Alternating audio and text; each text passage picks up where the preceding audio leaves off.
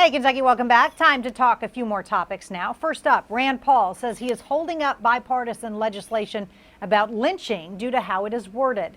The popular bill, which would make lynching a federal hate crime, passed the House back in February. But the Kentucky senator says, as the bill is written, it would allow altercations resulting in a temporary cut, abrasion, or a bruise to be subject to the bill. And Keith, I certainly haven't read the bill start to finish, but it passed with overwhelming support.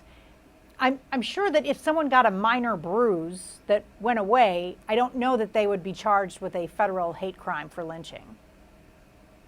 Yeah, exactly. I mean, this is an easy one, and in a way you get why he's holding it up, but I mean, you're talking about like this much, you get it. Yeah. All right, but I mean, it's so simple. It's so simple to understand that what a lynching is. Yes. And, you know, that, like you said, it's overwhelming. Let's pass this. Let's move on. All right. Lieutenant Governor Gov Coleman has some changes in mind following the protests over police brutality. Coleman, who is a former school administrator, wants education leaders to craft implicit bias training for all public schools. She's also asking the state education department to double down on recruiting and retaining minority teachers. Keith, all of this. I'm for it. I love it. Yeah, all of it. I love it because you and I went through some diversity training, and I think no matter where you were in all of this, you learned something in that, and I think teachers definitely could come out ahead with learning a little bit about diversity as well. You're not a human being if you don't have some implicit biases and consciousness in you. It's part of who you are and your upbringing, so it's important to recognize it. All right, Governor Beshear says no special session will be needed regarding transportation funding. He says he has reached an agreement with top lawmakers on adjusting transportation spending. Some said a special session might come up after a panel of economists reduced revenue projections for the general fund and road fund for the current fiscal year ending June 30th. Keith, with just that one issue, I'm glad they don't actually have to call a special session. Yeah, I mean, they're leaving it all up to Governor Beshear to take care of it, but that's a lot to do. We're talking $450 million, and he's got to figure out ways to cut and slash that, and there are some places it's not going to be pretty when it is. Yeah, there's a lot of places not going to be pretty. All right, the latest numbers show how the COVID-19 crisis is affecting home sales in Kentucky. They dropped 12.5% in April, which is slightly above the nationwide prediction for that period by housing experts. But home prices across the Bluegrass were not affected, jumping by over 8%, in fact. And experts are hopeful for an upturn as record low mortgage rates are likely to remain in place for the rest of the year. And Keith, if you're not buying a new house, you probably are refinancing.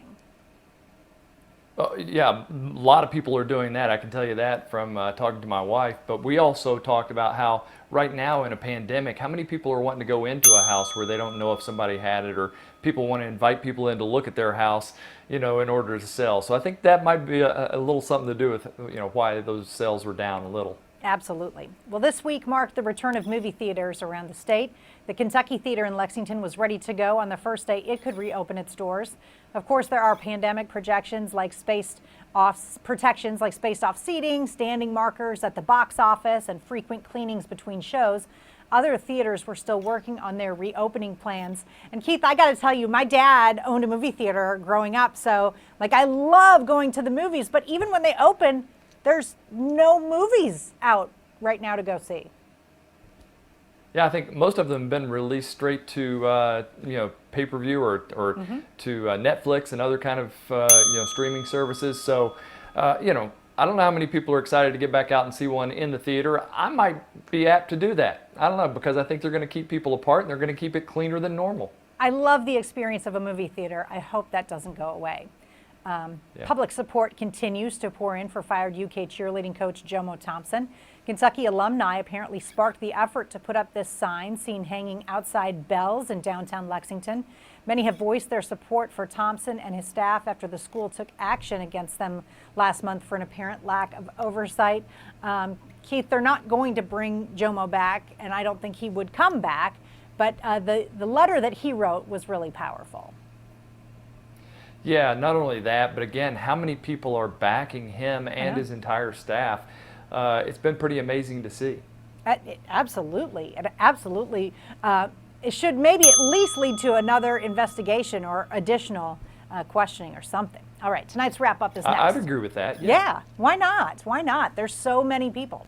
All right, tonight's wrap up is next as Hey Kentucky continues.